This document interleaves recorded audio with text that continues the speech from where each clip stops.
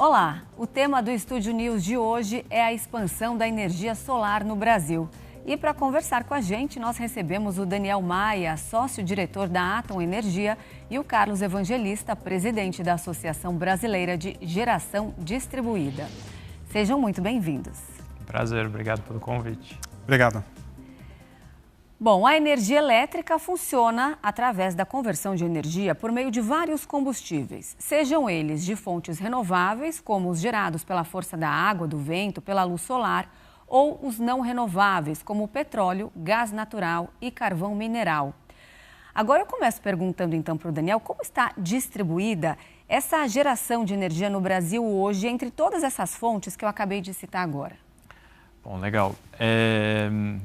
Na verdade, o Brasil tem uma aptidão natural, né? Tanto para a agricultura, a gente sabe da abundância de água e luz, né? A gente tem rios abundantes e muita disponibilidade de luz em todas as regiões do país. Isso permitiu que o Brasil tivesse uma expansão da matriz hidrelétrica, que é aquela que vem da água, e em determinado momento a gente tinha 80% ou mais da nossa geração de energia vindo da água. E aconteceu um fenômeno muito interessante que foi a energia do vento, a eólica e recentemente a solar, que é a da luz, como você bem explicou, crescendo muito. Isso significa que a gente continuou sendo renovável, ou seja, hoje o Brasil é um case de sucesso no mundo, né? Uma história extremamente pró-natureza, né? de muita aptidão, não é? dos recursos naturais. E a gente tem mais ou menos metade vindo da água, a gente tem alguma coisa como 20% vindo hoje da luz solar e a gente tem um pouco mais de quase 15% vindo do vento. Então, se eu somo isso, é claro que realmente a maior parte do que a gente colhe de disponibilidade é da natureza. E as termoelétricas? Bom, o que são as termoelétricas? Acho que vale assim para uma razão, né, de esclarecimento. É como se fosse um grande motor, não é? Então imagine, talvez alguém já viu um gerador a diesel, né, na frente de um pequeno comércio, uma indústria, etc. Então imagine que a gente tem alguns desses grandes motores, né, em escalas industriais. E essas termoelétricas, elas normalmente no Brasil são ou de gás ou de diesel. Existem algumas outras a carvão e tal, mas normalmente. Então, o que acontece, qual é a vantagem, tá certo, delas em detrimento? Por que a gente tem, né? Se tem tanta luz, tanta abundância de água, etc. A vantagem delas é como um carro. Você tem o tanque, tá certo? Então, você consegue guardar gasolina ou álcool no teu tanque e usar na medida que você queira, de manhã, de tarde e de noite. Você não liga o teu carro à noite preocupada se vai ter luz, tá certo? Por quê? Você tem um tanque guardando. Então, a termoelétrica, por mais que seja, né, poluente das fontes fósseis, ela tem na matriz energética brasileira uma razão de se usar, né?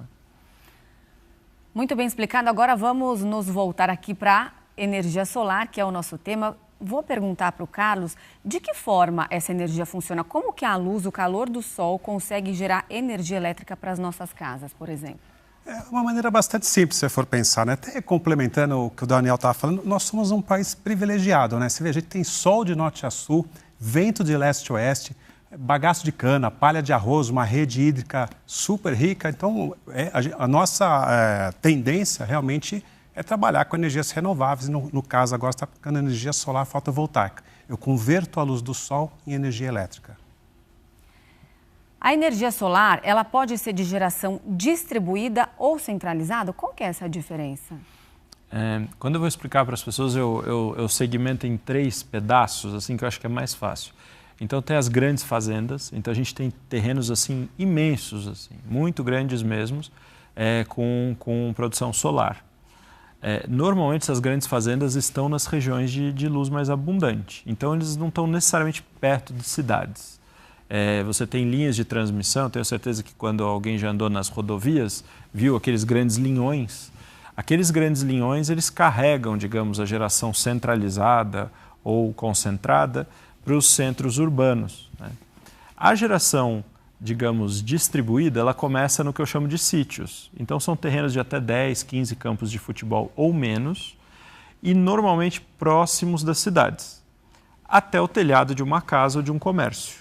Então, tudo isso, ou seja, de 10 hectares, né, 10 terrenos de futebol para menos, é distribuído. E, de modo geral, a geração distribuída está no Brasil inteiro. Então, a gente tem 5.000 e tantos municípios com geração distribuída fotovoltaica, da luz.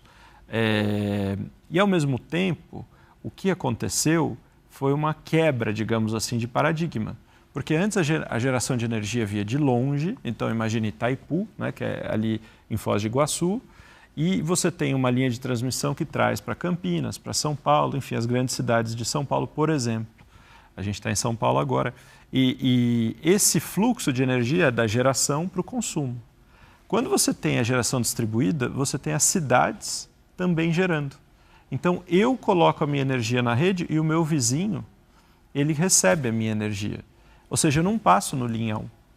Isso é uma quebra de modelo, né? Porque eu posso crescer em geração sem ter que crescer em linhão ou linha de transmissão.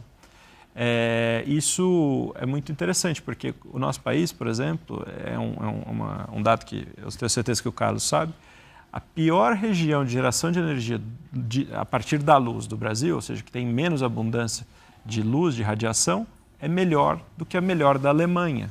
Então, é aquela história, né? Tem uma aptidão natureza, né? Deus é brasileiro, aquelas brincadeiras. E isso nos ajuda muito a distribuir para os tais 5.000 e tantos municípios a capacidade de boa geração solar. Bom, e como vocês disseram, nós vivemos um país tropical, um dos que mais recebem radiação solar no mundo. Portanto, nós temos um grande potencial. Considerando isso, Carlos, quais as vantagens da adoção desse tipo de energia? Tanto aí, se a gente pensar no meio ambiente, quanto para o nosso bolso mesmo, na parte de economia.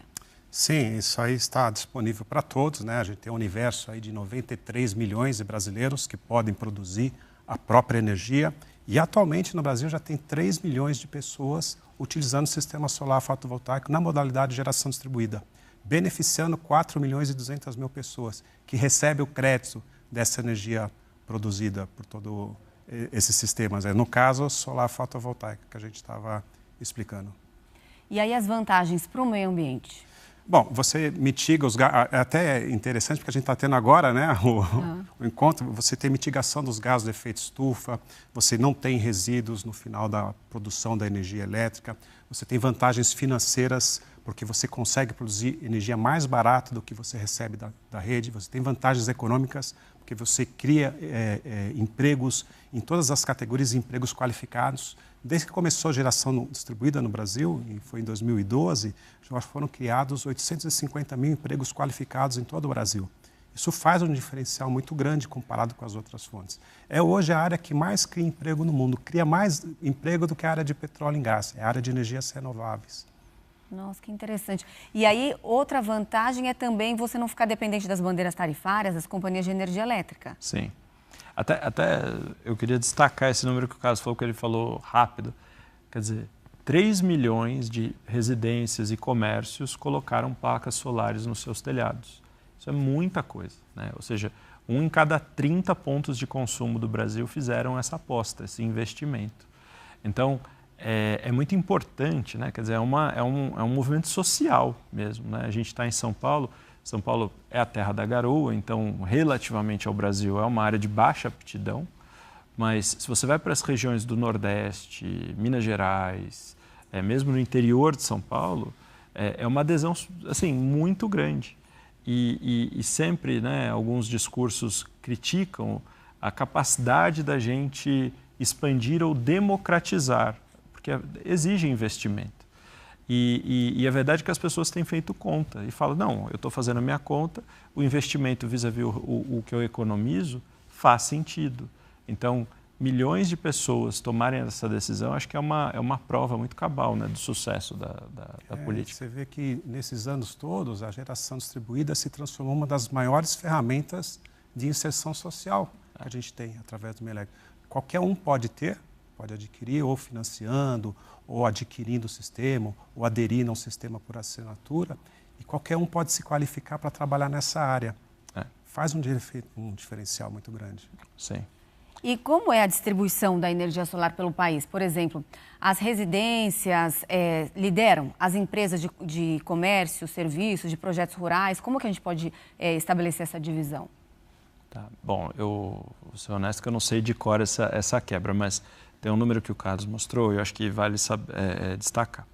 A gente tem a geração distribuída, que a gente chama tecnicamente junto à carga, ou seja, eu gero na minha própria casa ou no meu próprio lugar de consumo, né? E a geração distribuída remota. Então, imagine que nós três aqui, a gente tenha residências, vamos imaginar, em Ribeirão Preto, e a gente tem um sítio num município próximo, né? Então, eu poderia colocar uma placa solar suficiente para minha casa no terreno, mas eu escolho de convidá-los e a gente faz 3 vezes mais. E aí eu faço naquele terreno, dentro da mesma CPFL Paulista, que é em Ribeirão Preto, eu coloco então a energia remotamente.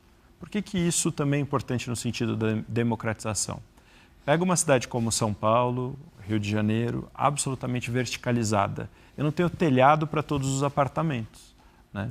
Então, eu poder fazer a geração remota, Minas Gerais é um estado que tem uma grande democratização da geração distribuída remota, você tem então milhares de pessoas falando, olha, apesar de não ter telhado, eu quero ter uma cota uma fração, 1/3 nesse exemplo que eu dei, daquele sítio, né, que está gerando energia.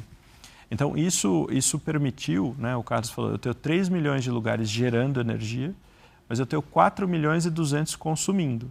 Esse 1.200.000 são aqueles que estão nas residências pegando uma fração dessas usinas remotas. Você falou bastante de Minas Gerais. Eu tenho uma informação aqui que a cidade de Tauá, no Ceará, foi a primeira a receber uma usina solar na América Latina, isso em 2011. Atualmente, onde a energia solar é mais utilizada no Brasil? Você falou de Belo Horizonte, de Minas Gerais. Quais os estados e cidades que lideram? Vocês têm essa informação? Hoje quem está liderando é São Paulo, mas Minas Gerais liderou durante muitos anos, né? Desde 2012, quando começou isso, a liderança sempre foi de Minas, por várias características que tem em Minas, mas hoje, atualmente, é o estado de São Paulo, aqui São Paulo que está liderando. Interior, principalmente, né? Porque acho que Minas está em segundo lugar.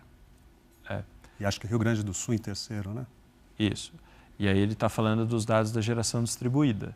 Tá. Quando a gente fala da geração centralizada, aí a gente tem uma aptidão, mesmo solar como eólica, do Nordeste.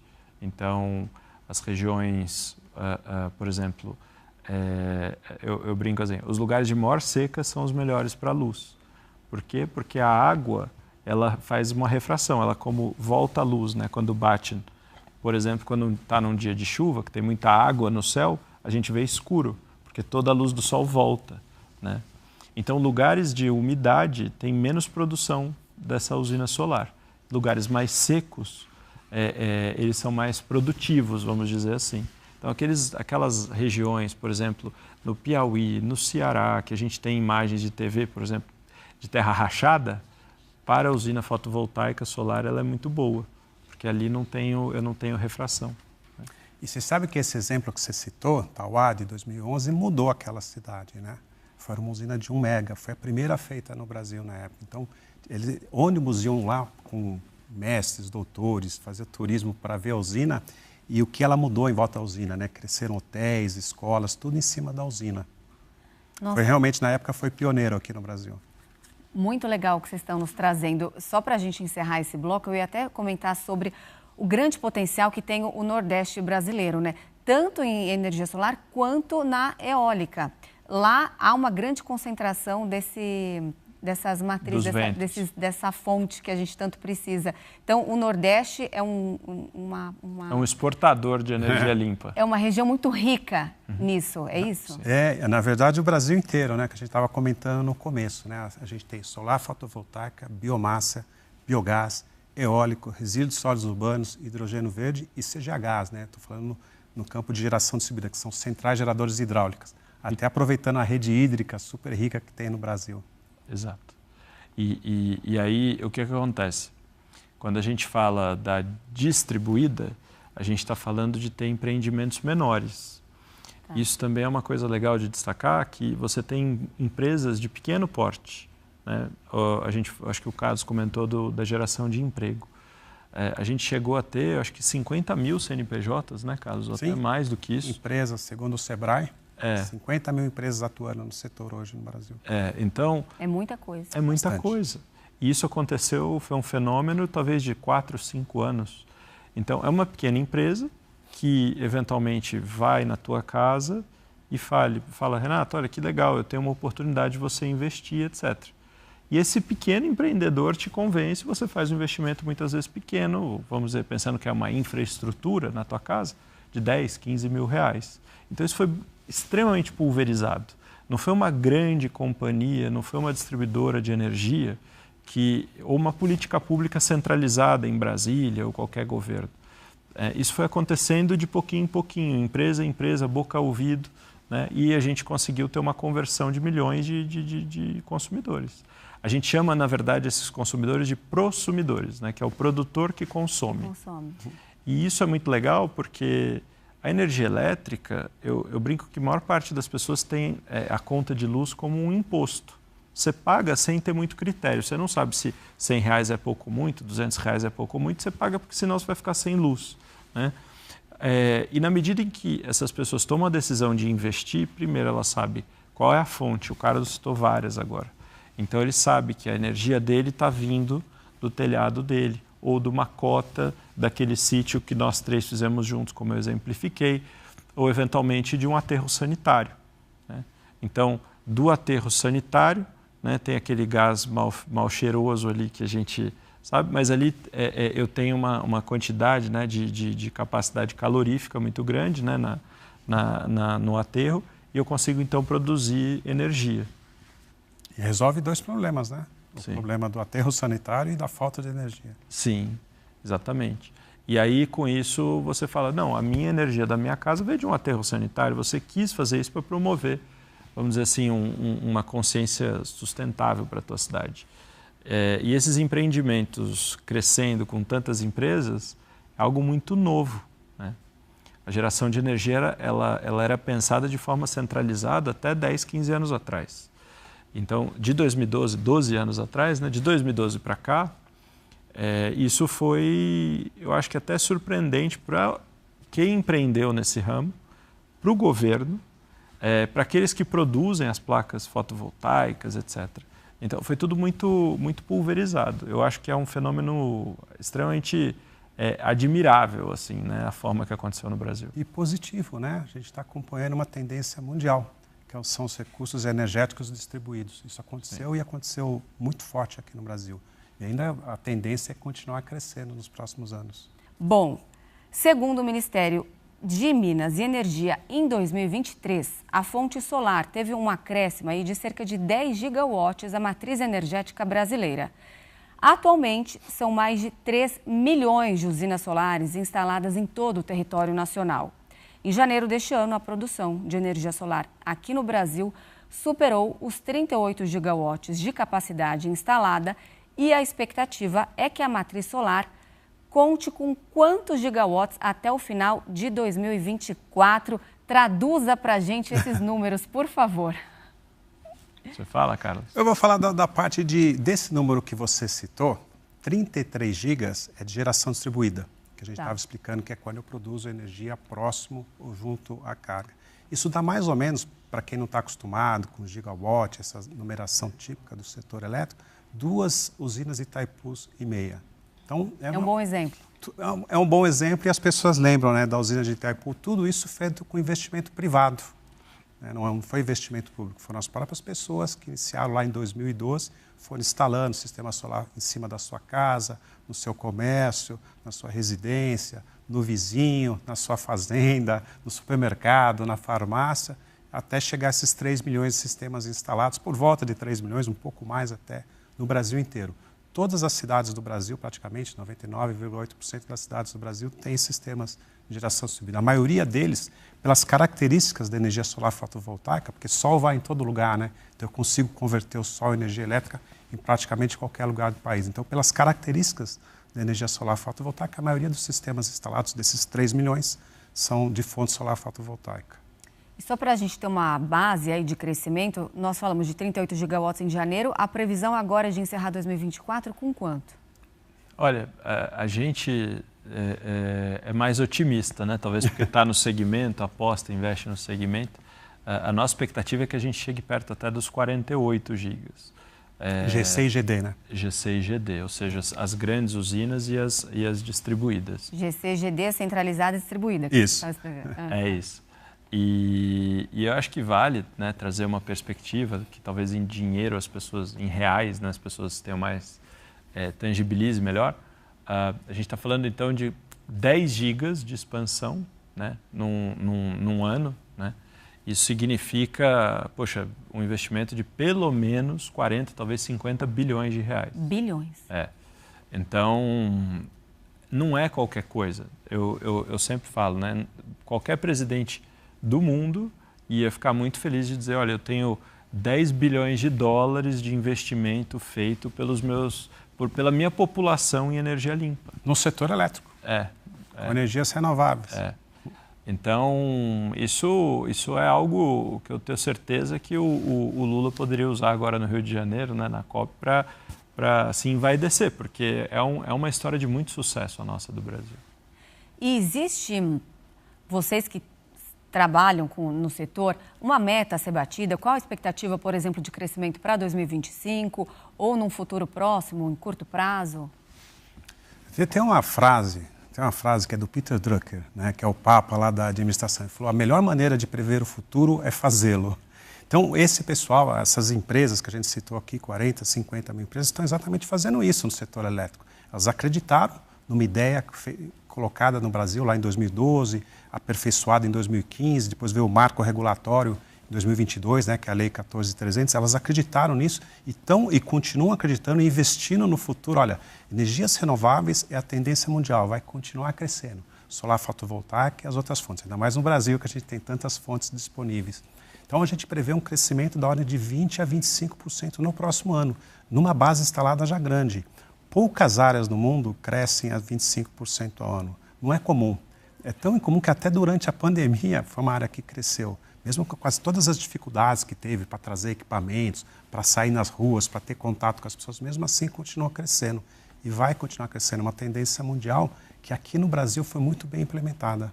Lembrando que o PIB do Brasil, né, que é a produção, né, de riqueza do Brasil, não cresce a 5% faz tempo. Faz tempo. Então, quando você fala de um setor crescer 20, 25 anos e anos e anos, é algo muito diferente. E que, no final, ajuda a própria economia, né? Seja via emprego, seja ajudando o nível de investimento nosso que é baixo, né? Nós somos um país que investe pouco, né? E, então, assim, para mim é um legado, né? Porque, veja, para além do crescimento, isso vai ficar, né? Eu sou bastante partidário da gente evoluir o que nós vamos ter de geração distribuída. Então, imagine que em algum momento nós vamos ter 5 milhões, né? Hoje nós estamos em 3, nós vamos ter talvez 6 milhões de pontos de geração de energia. Isso pode ser muito revolucionário. Então, o que nós acreditamos que deve ser feito para o futuro são políticas públicas, né, ou que se permita que essa energia, por exemplo, vá também para o teu carro de uma maneira cada vez mais inteligente, mesmo que o seu carro não seja totalmente elétrico, que ele seja híbrido. Então, talvez a lógica de posto de gasolina que a gente está acostumado mude, porque as casas e os prédios vão ser geradores de energia. Mas aí, lembra, eu só tenho energia fotovoltaica de dia, eu quero abastecer meu carro à noite. Então, naturalmente, a gente também vai investir em baterias. Então, tem uma transformação que menos a gente vai precisar das linhas de transmissão, naquele meu exemplo de vir de Itaipu para São Paulo. E mais eu vou conseguir ter uma certa autonomia, né, desses consumidores, prosumidores descentralizados. E com mais tecnologia, com inovação cada vez mais barata e eficiente, isso é uma verdadeira revolução que a gente tem. Eu vejo que a energia está passando por algo que a telefonia ou a telecomunicação, a comunicação passou, né? Antes você tinha orgulho, punha no teu imposto de renda uma linha de telefone, né?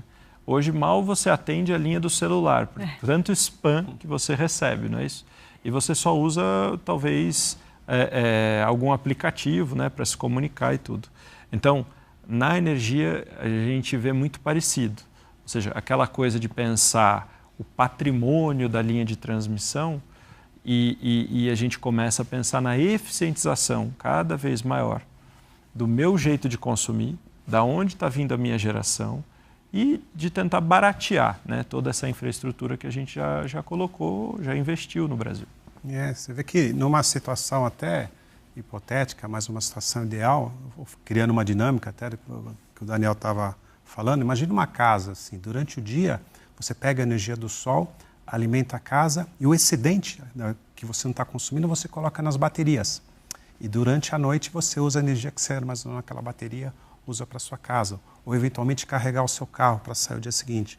Aí com o carro você vai até o emprego, vai até o local que você trabalha, você se desloca até o local, e lá você carrega novamente o seu carro e essa energia se leva de volta para sua casa.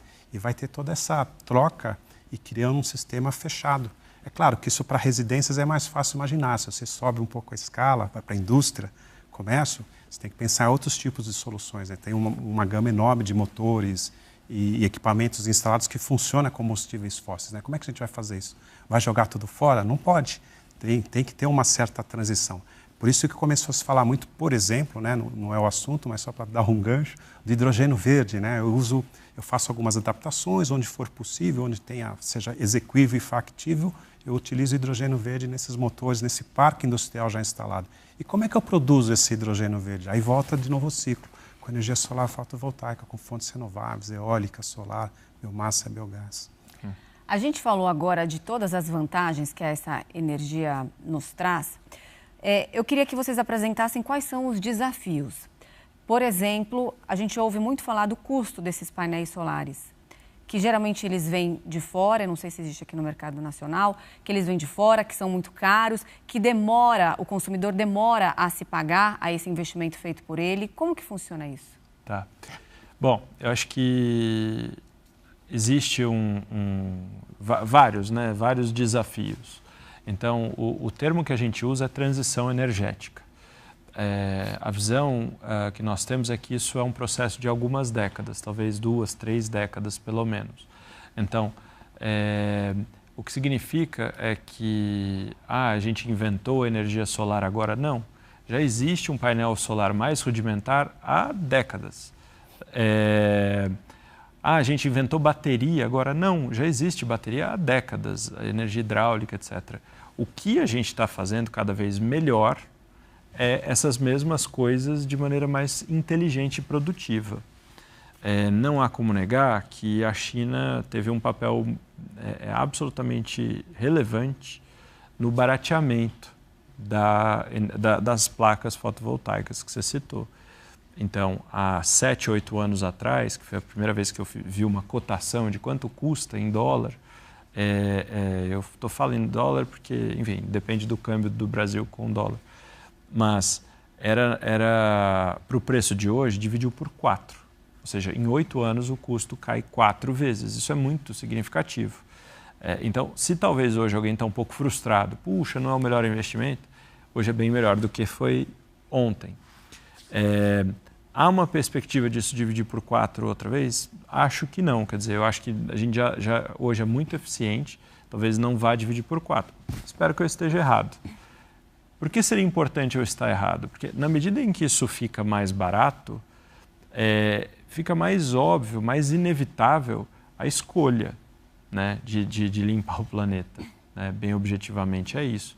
Em última análise, o que a gente está falando é quando eu vou ver quanto custa o combustível do meu carro para andar X quilômetros, gasolina, diesel ou álcool, e for comparar com a energia solar, na medida em que a placa vai ficando mais barata, esses sistemas integrados que o Carlos citou vão ficando mais baratos, você fala, uou, mas aqui é metade do preço, é 1/4 do preço, é 1/5 do preço.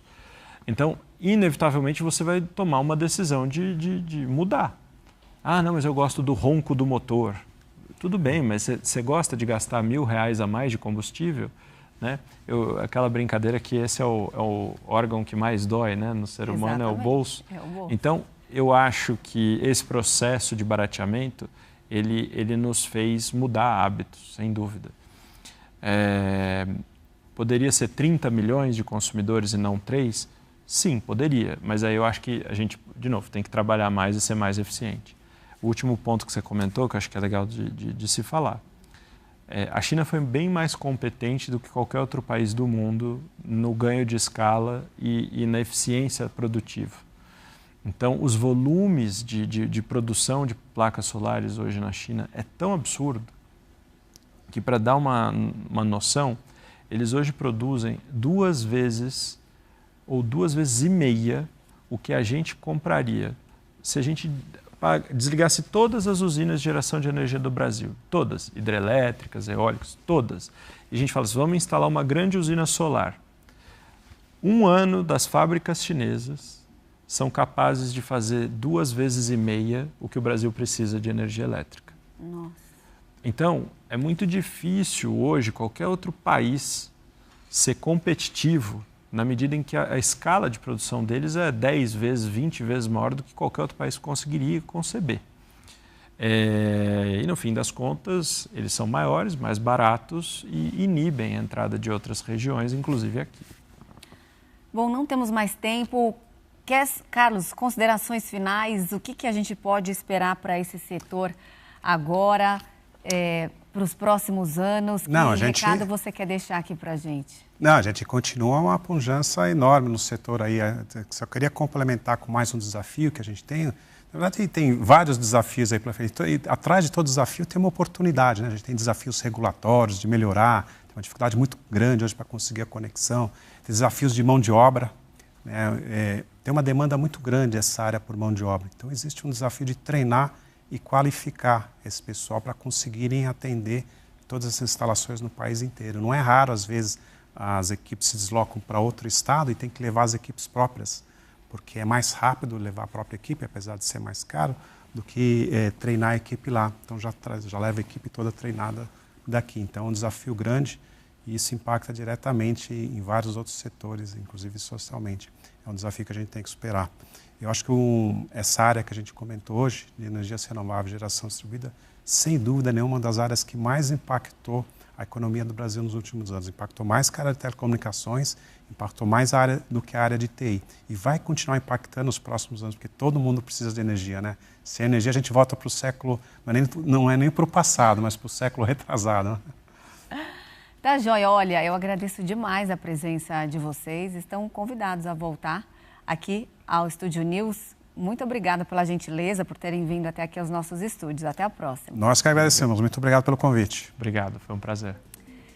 E o Estúdio News de hoje fica por aqui. Eu conversei com Daniel Maia, sócio-diretor da Atom Energia, e com Carlos Evangelista, presidente da Associação Brasileira de Geração Distribuída.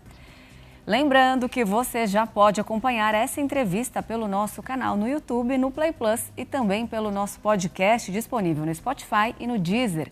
Eu espero você no próximo programa. Até lá!